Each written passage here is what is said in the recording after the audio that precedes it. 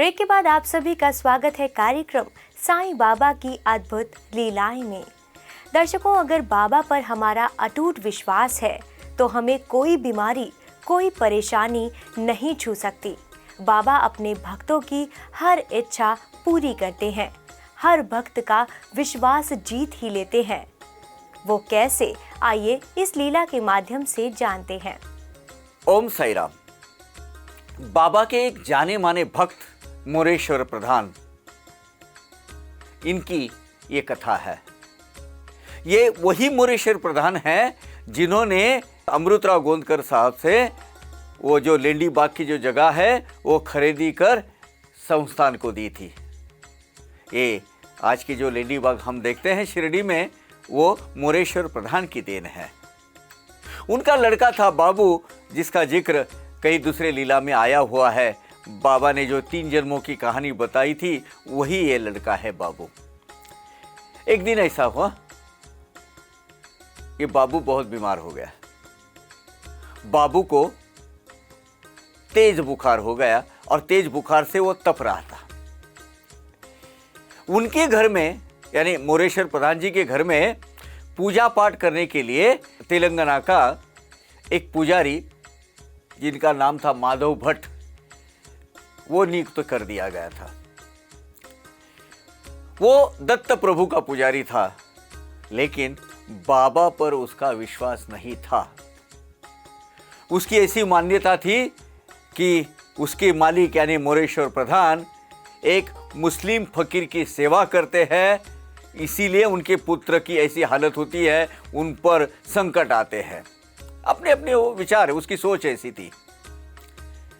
लेकिन अपने मालिक के सामने ऐसा कहने की उसकी हिम्मत नहीं होती थी। ये माधव भट्ट की अपनी खुद की कोई संतान नहीं थी। वह अपने मालिक मोरेश्वर प्रधान के पुत्र बाबू से बहुत प्यार करता था। एक बार जब बाबू बहुत बीमार हो गया, तब माधव भट्ट बाबा की तस्वीर को सामने रखकर उनसे कहने लगा, बाबा, अगर आप बाबू की तबीयत ठीक कर देंगे और उसका बुखार उतरने लगे तो मैं सही मानों में मान जाऊंगा कि आप दत्त गुरु हो, दत्त गुरु के ही अवतार हो, स्वयं दत्त प्रभु हो, और मैं आपको 108 रुपए की भेंट चढ़ाऊंगा। आप कुछ भी करके मेरे बाबू को ठीक कर दो बाबा।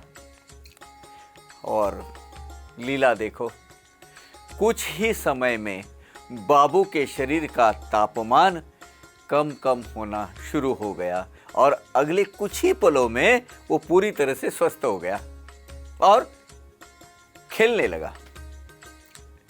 इस घटना के बाद माधव भट्ट को पूर्ण रूप से विश्वास हो गया कि नहीं, हम बाबा को मैं गलत सोचता था, स्वयं बाबा ही दत्त गुरु के अवतार है, स्वयं दत्त गुरु प्रभु है।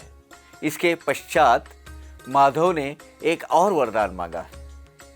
उसने बाबा से कहा, एक मन्नत मांगी कि बाबा, मेरी कोई संतान नहीं है और उसके जीवन में अगर बाबा उसे संतान का सुख दे दे तो वो बाबा के चरणों में 108 रुपए की भेंट चढ़ाएगा और बाबा के दर्शन के लिए स्वयं शिरडी जाएगा।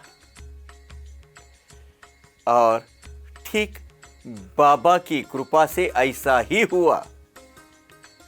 माधव भट्ट को पुत्र रत्न की प्राप्ति हुई और माधव भट्ट बाबा के दर्शन के लिए शिरडी हो आया। ओम साई राम। दर्शकों, अगर हमारा विश्वास श्री साईं बाबा पर है तो श्री साईं बाबा हमारी सभी बीमारियों को चुटकी भर में दूर कर देंगे। माधव भट्ट भी बाबा पर विश्वास करके उनकी शरण में गए और उनको बाबा की कृपा प्राप्त हुई। हमारे कार्यक्रम का भी मकसद यही है कि आप अपना विश्वास बाबा पर बनाए रखें।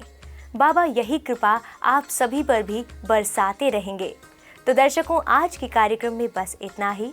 आगे भी हम साईं लीला टीवी के माध्यम से आप सभी को श्री साईं बाबा की अद्भुत लीलाओं का श्रवण कराते रहेंगे। तब तक के लिए ओम साईं राम।